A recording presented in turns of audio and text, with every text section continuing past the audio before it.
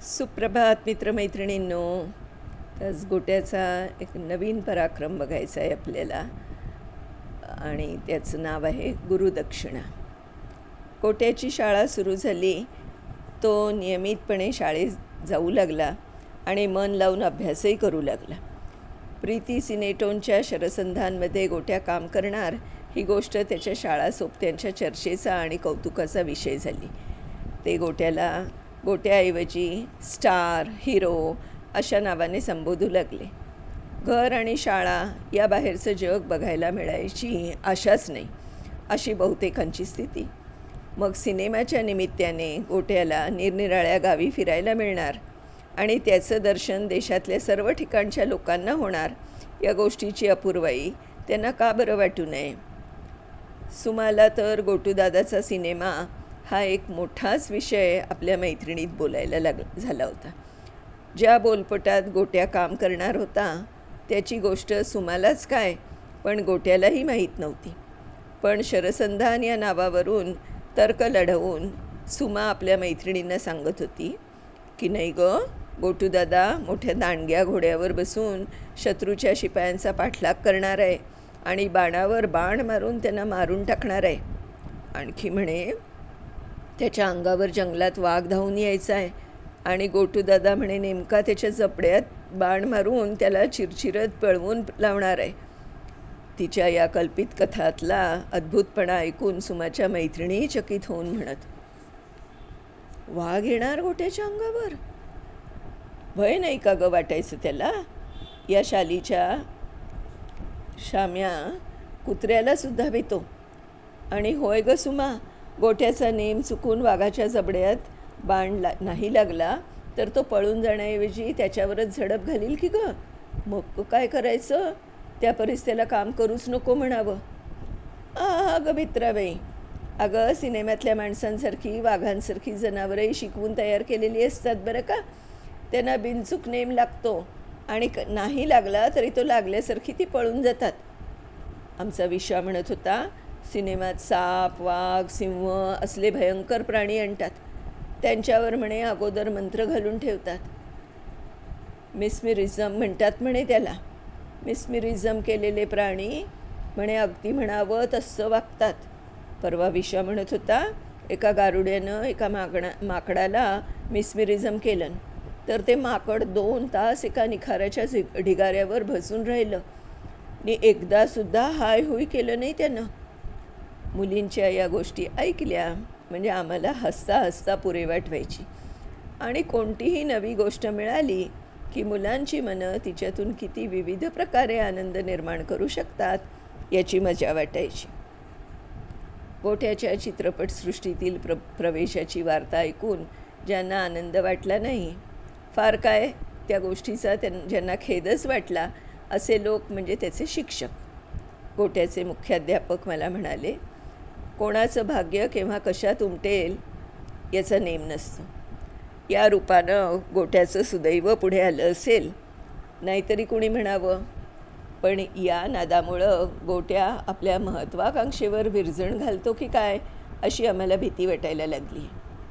या वर्षीच्या मॅट्रिक परीक्षेत आमच्या हायस्कूलचं नाव तो या ना त्या प्रकारे हमखास गाजवील अशी आम्हाला मोठी आशा आहे. पण सिनेमाच्या या खटल्यात त्याच्या अभ्यासाची खोटी होणार. 8 दिवसात त्याचं काम उरकून घेतलं पाहिजे असा करार करून घेतला आहे मी. 8 दिवसांचे अभ्यास तो सहज भरून काढेल. ते खरं हो, पण 8 दिवस म्हणजे 8च दिवस अशी चलाखी या सिनेमावाल्यांच्या हातून कुठली व्हायला. माझ्या ओळखीचा एक गृहस्थ एका बोलपटात गर्दीच्या देखाव्यात काम करायला गेला. सकाळी रंगून बसायचं आणि संध्याकाळ झाली तरी डायरेक्टरचाच पत्ता असायचा नाही. 15 दिवस चालला होता हा खेळ. गोट्यात असल्या चेंगट कारभारात अडकला तर किती दिवस वाया जातील याचा काही नेम सांगायचा. आपण मुळीच काळजी करू नका, मी त्यांना मुळीच चेंगटपणा करू देणार नाही.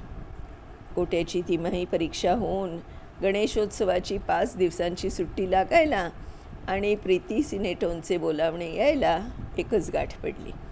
फक्त 2च देखाव्यात त्याचं काम होतं त्याची तालीम दिग्दर्शकांनी दिली आणि पहिल्याच दिवशी त्यानं आपलं काम समाधानकारकपणे वठवून प्रद्युम्न प्राणनाथांकडून वाहवा मिळवून घेतलं. दुसऱ्या दिवशी शूटिंगसाठी मंडळी गेली आणि तिथे गोट्याने भलताच उपद्व्याप करून ठेवला.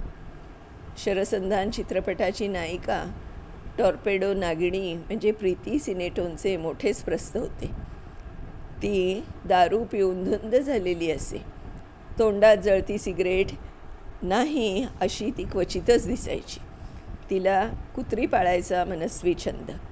मुठीत मावणाऱ्या चिमुकल्या कुत्र्यापासून 2 काढण्या लावूनही आवरणार नाही अशा खोंडासारख्या कुत्र्यांपर्यंत विविध नमुन्यांची कुत्री नागिणीच्या संग्रही होती.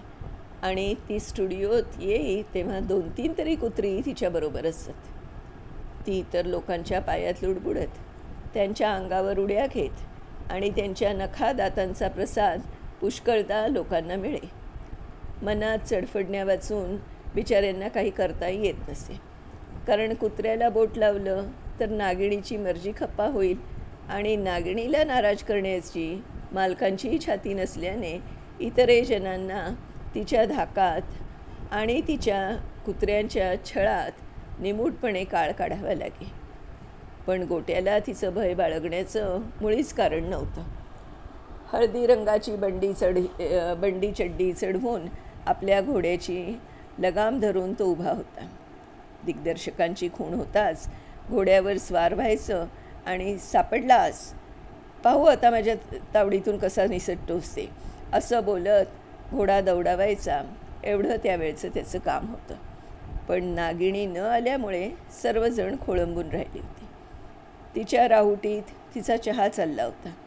तिच्या त्या मिजाजखोरीबद्दल सर्वजण तिच्या नावाने चरफडत होते.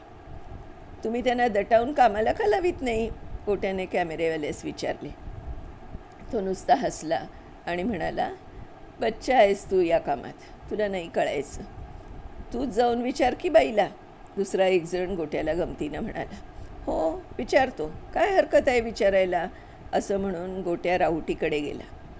एक कुलुंगे कुत्रे गळ्यातले घुंगूर वाजवीत गोट्यावर धावलं आणि त्याने गोट्याच्या अंगावर उडी घेतली. गोट्याने आपल्या अंगावर आलेले 2 पाय पकडून त्याला 2दा गरगर फिरवलं आणि जोरानं भिरकावलं.